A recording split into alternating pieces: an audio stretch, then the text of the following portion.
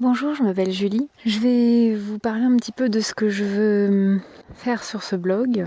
Je vais surtout faire des podcasts en fait. Les thèmes qui me tiennent particulièrement à cœur et que j'ai vraiment envie de partager, c'est tout ce qui est changement de vie. Alors, un changement de vie qui ressemble un petit peu à... Je sais pas, bon, ça parlera ou ça parlera pas, mais ça dépend des gens. Mais pour ceux qui ont vu le film Matrix, c'est un peu sortir de la matrice et revenir dans la réalité. C'est pour ça que j'ai choisi Retour vers le réel. Déjà, c'est retour vers le réel et pas retour au réel. Parce que je pense que c'est quelque chose de très progressif, en tout cas pour moi, ça l'est.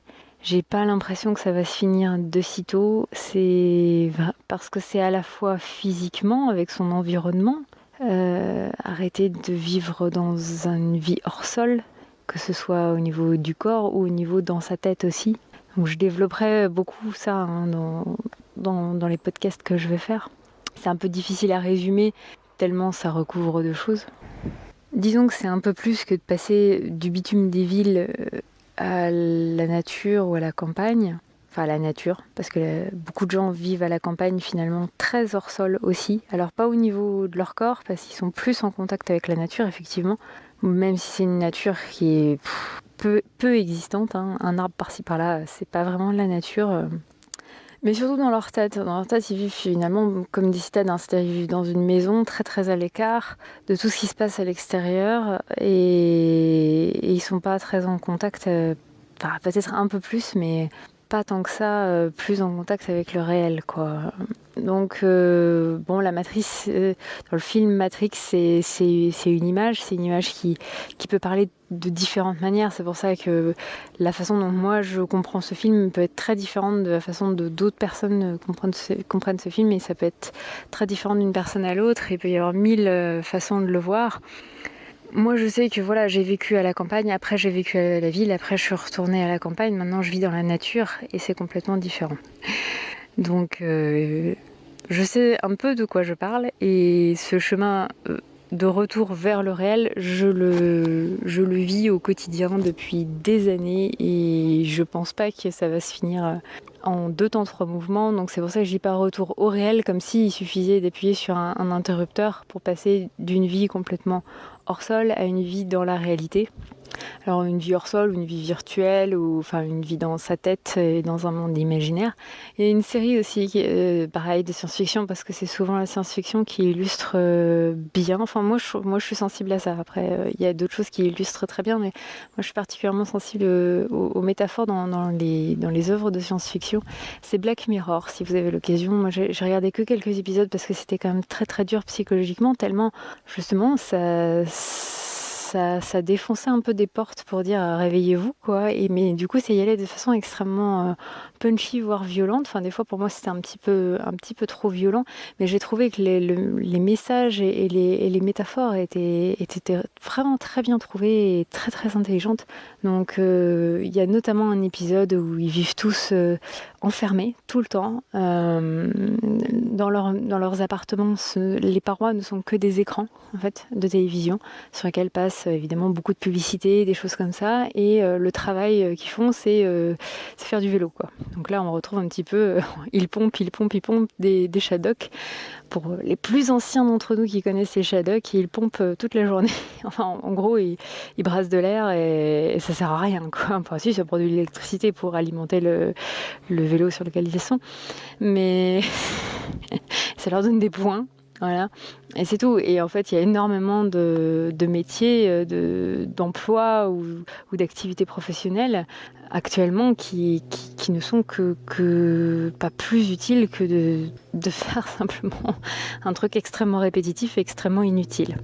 Et encore, pédaler sur un vélo, ça peut produire de l'électricité, ce qui pourrait nous aider à nous passer du nucléaire. Donc, en tant que tel, c'est pas complètement inutile, mais dans l'épisode, le but n'est même pas là, quoi. C'est vraiment pour illustrer l'inutilité et le côté aussi extrêmement répétitif et pas du tout épanouissant de beaucoup de nos activités professionnelles, qu'elles soient salariées ou autres.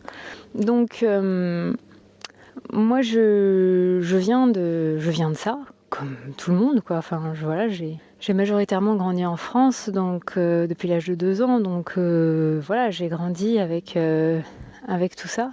Et j'ai très vite senti qu'il y avait un truc qui clochait, mais sentir qu'il y a un truc qui cloche et pouvoir le cerner sont deux choses très très différentes. Surtout quand on est enfant, on n'a pas forcément le recul, et puis même en grandissant, on n'a pas forcément... On peut au fur et à mesure cerner de plus en plus ce qui va pas, mais on n'a pas forcément toujours les solutions pour faire autrement. Moi, je me suis vraiment sentie piégée dans... Fallait absolument que je trouve un métier, il fallait absolument que je trouve une case dans laquelle me mettre, un vélo sur lequel monter pour pédaler sans but et sans utilité. Et donc je l'ai fait parce que je voyais pas comment faire autrement. Et puis à un moment j'ai plus pu parce que c'est pas des conditions de vie humaines en fait dans lesquelles vivent la plupart des gens en France et dans les sociétés similaires. Et c'est un mode de vie qui est prôné comme étant le confort absolu. Non, j'ai vu des choses, j'ai expérimenté des choses qui étaient un confort bien supérieur à ça, avec une liberté bien plus grande et parfois même assez souvent pour moins cher. Donc voilà, après c'est un petit peu le démystifier, casser certains mythes qu'on nous a enfoncés dans la tête. Quand je dis on, c'est pas une personne en particulier, c'est pas une personne malveillante en particulier, c'est juste les publicitaires qui veulent se faire de l'argent, quoi. C'est tout. C'est pas plus. C'est aussi violent que ça et pas plus violent que ça, dans le sens où voilà, c'est l'argent avant tout le reste, avant le respect de l'humain, avant le respect de soi. Avant prendre soin de soi. Et moi, il y a eu un moment où j'ai juste plus. C'était plus possible. Et donc, j'ai commencé à changer. Alors, au début, c'était pas facile parce que je savais pas changer pourquoi. Donc, c'est un peu compliqué au départ. Et puis, petit à petit, j'ai réussi à trouver des informations. Et des informations qui sont très difficilement trouvables en français, en fait.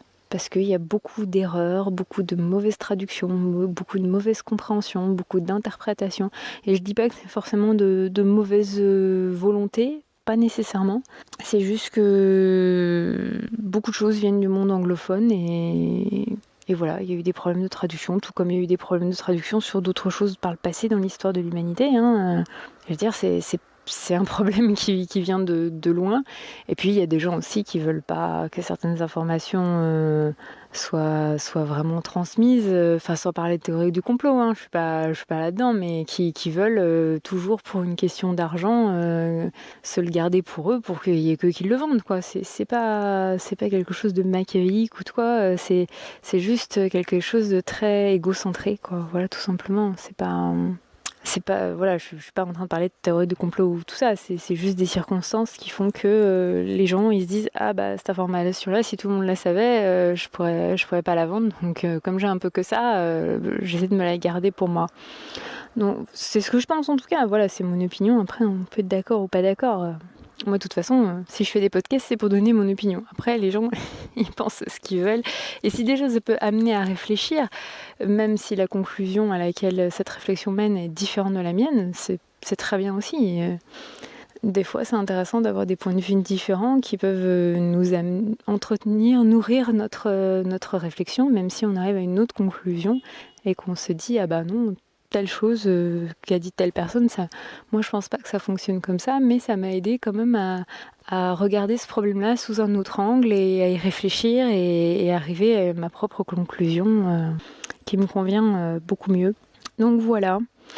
Donc le changement de mode de vie pour revenir dans le réel progressivement.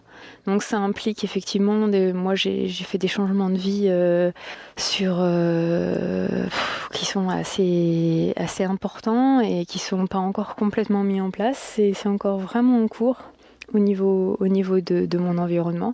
Donc comme je disais, je vis dans de la nature, donc pas à la campagne, c'est dans la forêt, c'est pas pareil. Mon objectif est de vivre avec le plus en autosuffisance possible, le plus en autonomie possible, au niveau de l'eau, au niveau de l'énergie, au niveau de plein de choses. La gestion des déchets aussi, bien sûr. C'est un mot qui est tellement dévoyé que ça fait con de le dire, hein. Soyons clairs. Mais bon, voilà, je suis très préoccupée par l'écologie. Mais voilà, la vraie écologie, pas juste trier ses déchets ou des trucs comme ça, quoi. Enfin, des trucs qui font qu'alimenter un système qui détruit complètement la nature et qui détruit complètement tout ce dont les humains ont besoin pour vivre. Alors, je parle des humains, on pourrait parler aussi des animaux, des plantes, etc. Bon, ça, hein, on va pas trop en parler parce que tout le monde s'en fout plus ou moins quand même, hein. C'est d'abord notre gueule d'abord. Mais en plus, en fait, ce qui est de fondamental, c'est que de toute façon, fondamentalement, on n'est pas très différent du reste, et surtout nos besoins sont pas très différents du reste. Donc si on prend soin de nos besoins à nous, c'est très facile du coup de prendre soin des besoins des animaux, des végétaux, etc. Parce que tout l'équilibre, les arbres, les végétaux et les animaux ont un besoin d'un équilibre dans la nature qui est similaire au nôtre. Donc c'est même pas la cause animale et tout ça. Si déjà on prenait soin de nous, on n'a pas besoin de s'occuper de la cause animale tant que ça, parce que il y a énormément de choses qui sont communes et qui iraient de soi en fait, tout simplement. Après, donc il y a toute cette partie environnementale dont je parlerai dans ces podcasts, et puis il y a aussi toute la partie, on va dire, dans la tête. Alors ça peut être psychologique, ça peut être émotionnel, ça peut être les conditionnements, ça peut être voilà, pas mal de choses en fait, parce que dans ce mode de vie hors sol, on vit beaucoup dans notre tête et dans des croyances en fait.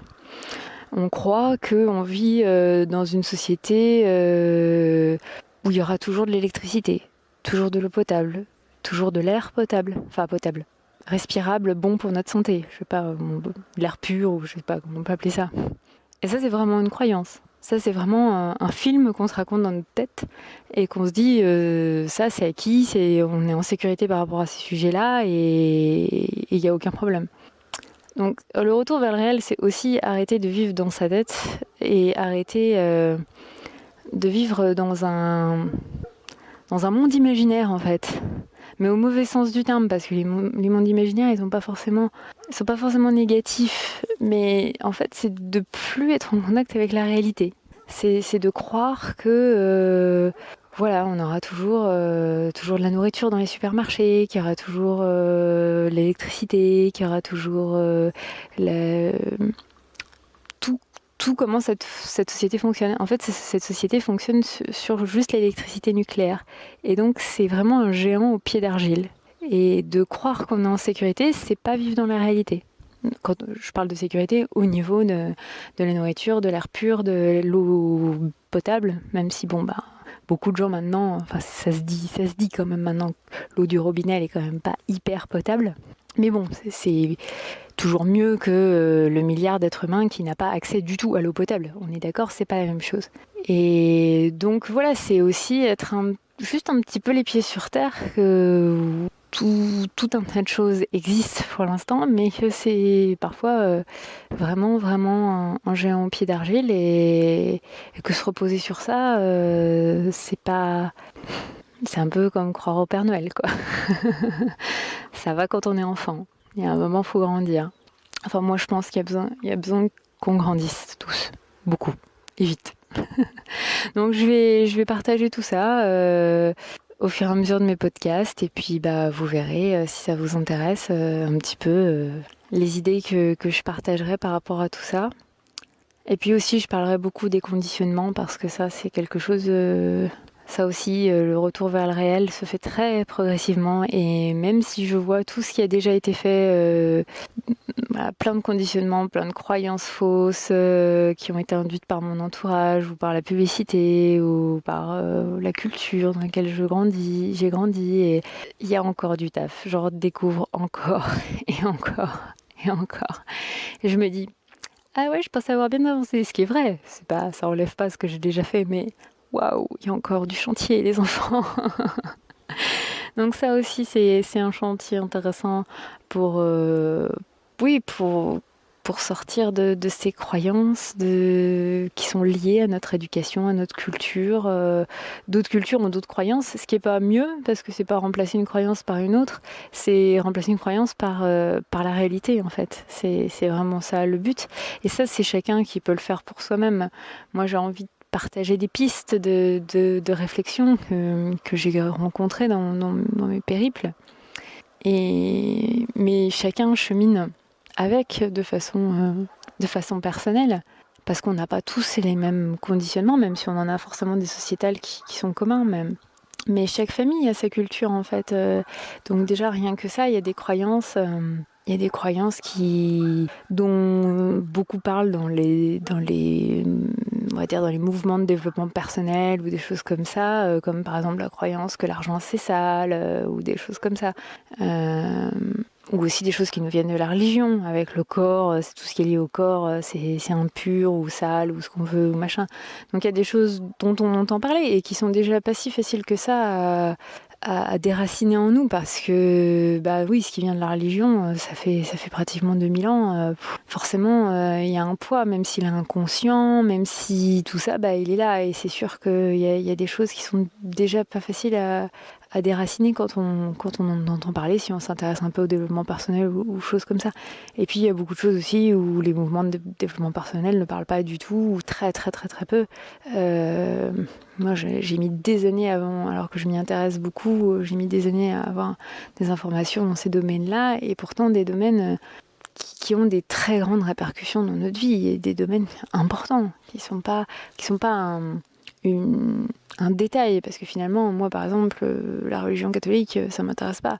Donc oui, j'ai forcément une influence culturelle sur certaines croyances, mais pour moi c'est un petit bout, c'est un fragment de ma vie, parce que j'y accorde pas une importance, consciemment j'y apporte pas une importance, donc il y a que quelques résidus comme ça, parce que c'est implanté depuis longtemps, mais je suis d'une famille athée, etc. Donc moi, à 17 ans, je savais même pas ce que c'était qu'un chapelet, donc je veux dire, bon, c'est dire si j'ai aucune culture consciente de ça. Donc c'est vraiment un fragment dans ma vie. Et beaucoup plus tard dans ma vie, je me suis rendu compte que j'avais tout un tas de croyances qui venaient et de choses dont on parle très très peu dans le développement personnel ou ce genre de choses, ou du bien-être, ou je sais pas comment ils appellent ça. Et qui pourtant ont un impact énorme sur mon quotidien, sur ma façon de réfléchir, sur ma façon de penser, et qui biaisent en fait ma façon de réfléchir et ma façon de penser, même si je suis quelqu'un d'extrêmement logique. Mais quand on est... Voilà, il y a parfois c'est des émotions qui vont venir biaiser notre jugement, parce qu'on va être emporté par quelque chose, par une colère, par une tristesse, par une peur, qui va complètement biaiser à notre insu, et on va pas faire les meilleurs choix pour nous-mêmes. Et des fois, c'est aussi des conditionnements, et avant de les voir, déjà rien qu'avant de les identifier, des fois, moi, il m'a fallu vraiment être en contact avec des informations qui circulent très très peu, et voilà, donc... Et après, bon, bah, une fois qu'on l'a identifié, hein, c'est comme l'argent c'est sale, ou le corps c'est impur, ou d'autres croyances du même genre. Bon, bah après, une fois qu'on les a vues, bon, bah des fois c'est un petit peu long à extirper, mais au moins le chemin commence, quoi. Au moins on sait par où partir, et c'est peut-être ça qui moi m'a manqué quand j'étais jeune, et qui m'a amené à la dépression à l'adolescence quand j'étais au lycée. C'est qu'à l'époque il n'y avait pas d'informations qui circulaient, puisque Internet n'existait pas. Enfin, ça existait, mais pas dans... C'était à peine, on avait à peine accès à Internet au lycée, quoi. C'est tout juste une fois de temps en temps, quoi. Donc surtout pas chez soi, et il y avait beaucoup moins d'informations du coup sur Internet. Et voilà, de pas avoir, de sentir que ça cloche, de vous commencer à voir que certaines choses clochent, et de n'avoir aucune idée de comment faire autrement, et de par où commencer finalement. Eh ben, ouais, c'est certainement une des choses qui m'a conduite à la dépression, une des raisons majeures, parce que, bah voilà, complètement désemparée, quoi, démunie. Donc, Après, quand j'ai commencé à avoir quelques bribes d'informations, l'espoir est revenu. Et puis, bon, beaucoup plus tard, j'en ai eu beaucoup plus. Après, voilà, chacun a son chemin aussi par rapport à ça. Je pense que j'avais besoin de maturité aussi. Si j'avais eu les informations trop tôt, j'aurais peut-être pas pu les utiliser de façon aussi efficace. J'en sais rien. Mais bon, toujours est-il que ça s'est fait comme ça et que j'ai envie de partager voilà, des informations. Alors vous retrouverez des informations que vous pouvez trouver ailleurs, puisque je vais parler par exemple de communication non violente. Bon bah à la base, communication non violente, c'est pas compliqué, on l'explique à un enfant de 6 ans, il comprend quoi. La base, c'est pas compliqué. Et c'est des informations qui heureusement maintenant sont très diffusées, des fois mal diffusées, mais très diffusées. Mais bon, j'essaierai d'apporter voilà, un plus par rapport à ce qu'on voit la plupart du temps, notamment issu de mon expérience et puis issu de mes erreurs aussi. J'ai fait des très très grosses erreurs au début où j'utilisais la communication non violente et des erreurs que je pense pas mal de gens font, notamment au début. Donc voilà. Et puis après, peut-être avec l'expérience que j'en ai, puisque ça fait depuis 2009 ou 2010, je sais plus, 2010 je crois, que j'ai fait des stages de communication non violente. Bon, avec l'expérience, il y a des choses plus fines que je pourrais peut-être partager pour les personnes que ça intéresse. Et je parlais de permaculture aussi. Alors la permaculture est très très à la mode ces derniers temps. Là par contre, le problème c'est que on nage en plein délire dans tout ce qui est francophone, donc extrêmement peu d'informations valables dans ce qui est traduit, dans ce qui est présenté, dans la façon, voilà. Donc c'est là j'aurais pas de mal à donner des informations différentes de ce qu'il y a ailleurs parce qu'il y a vraiment beaucoup d'erreurs, oui, parce que bon, au bout d'un moment, à force de mal traduire, de faire des amalgames, etc., ça devient juste faux, quoi, en fait. Je veux dire, au bout d'un moment, c'est plus juste présenté un petit peu différemment ou un petit peu, là, il y a une petite erreur ou un petit machin. Au bout d'un moment, c'est trop, c'est vraiment, mais là, c'est n'importe quoi, là, mais même dans des choses, moi, j'ai vu un documentaire qui pourtant était intéressant, partage une très très bonne intention qui s'appelle l'éveil de la permaculture. Je suis allée voir au cinéma, moi qui vais pratiquement jamais au cinéma, enfin très très peu. Voilà, je suis allée au cinéma pour le voir et tout, et il y avait des choses très bien. Et puis alors il y avait des choses disant, ok, d'accord, on parlait de permaculture à la base. Bon, ça s'en est pas, ça non plus, ça non plus. Bon. Bah voilà. Et le problème, c'est que comme c'est dans un documentaire qui s'appelle l'éveil de la permaculture, les gens qui connaissent pas suffisamment, ils vont prendre ça pour argent comptant. Et ça, c'est vrai que ça m'a fait un peu mal au cœur. Bien que dans ce documentaire, il y a aussi des informations très très exactes et des choses très très bien. Et puis c'était bien de faire la démarche de faire un documentaire là-dessus était très très bienvenue. C'est juste que bon, c'est un petit peu dur des fois de voir certaines choses et de voir surtout des gens qui se placent en experts. Ah, bon, moi je suis pas experte, mais ça, c'est pas ça, hein. Je vous assure, là, c'est pas ça du tout. Mais bon, voilà, pour quelqu'un qui connaît pas, il peut pas faire la différence. Tout comme moi, dans certains domaines, j'y connais rien. Je peux pas faire la différence entre une information fiable et une information pas fiable. Par exemple, moi, à une époque de ma vie, j'ai eu du cholestérol. Les médecins disaient il faut surtout pas manger d'œufs parce que ça donne du cholestérol. Alors, j'ai pas mangé d'œufs pendant je sais pas combien de temps. Et puis après, quelques années après, ah bah non, c'est bon, finalement, vous pouvez manger autant d'œufs que vous voulez, ça change rien. Comment moi je pouvais savoir qu'ils disaient n'importe quoi? Ou est-ce qu'ils disent n'importe quoi la deuxième fois? Qu'est-ce que j'en sais? Je connais pas, moi, j'ai pas les moyens d'aller vérifier tout ça.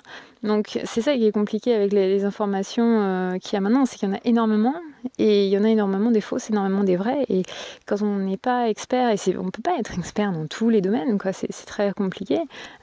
Enfin, c'est même impossible d'être expert dans tous les domaines, du coup c'est très compliqué de s'y retrouver, quoi, sauf bon, dans les domaines qui nous intéressent où on va les pousser plus loin, et donc là, bon, voilà, on sait pourquoi telle chose c'est vrai, telle chose c'est pas vrai, parce qu'on sait comment ça fonctionne. Donc on peut discerner ce qui est mal traduit, ce qui est mal compris, ce qui est complètement du délire, etc., quoi. Et donc en permaculture, pas mal, ouais. Donc je parlerai aussi beaucoup de conditionnement, dont j'ai déjà parlé tout à l'heure. Je parlerai de thérapie, parce que ça m'a beaucoup aidée, pas quand j'ai fait la dépression, parce que quand j'ai fait la dépression, je suis pas tombée sur le bon thérapeute, mais bon, c'est pas grave, j'ai réussi à en sortir d'une autre manière. Mais plus tard, par contre, j'ai eu un gros, on va dire un gros conflit familial qui m'a amené à aller voir d'autres types de thérapies et des thérapies qui me convenaient beaucoup mieux, auxquelles je me suis formée, et puis à la communication non violente, puisqu'à la base ce conflit était un conflit de communication. Donc ça m'a ouvert en fait ce conflit familial, c'était une grosse crise pour moi, en tout cas c'était quelque chose de très très difficile à vivre pour moi, c'est pour ça que je me suis bougée sur ce sujet-là, et ça m'a ouvert sur des choses qui m'ont passionnée et qui me passionnent toujours et qui me sont utiles, donc j'en parlerai également. Et puis oui, beaucoup les conditionnements, on y reviendra, parce qu'il y en a de partout en fait, c'est hallucinant, et je les découvre encore au fur et à mesure. Donc là, j'en ai déjà un certain petit paquet à vous partager, et je pense que ça s'étoffera encore et encore. Et tant mieux, parce que j'avance, et c'est finalement ce qui me plaît le mieux, d'avancer. Et maintenant que je sais par où commencer, c'est vachement plus sympa. À bientôt.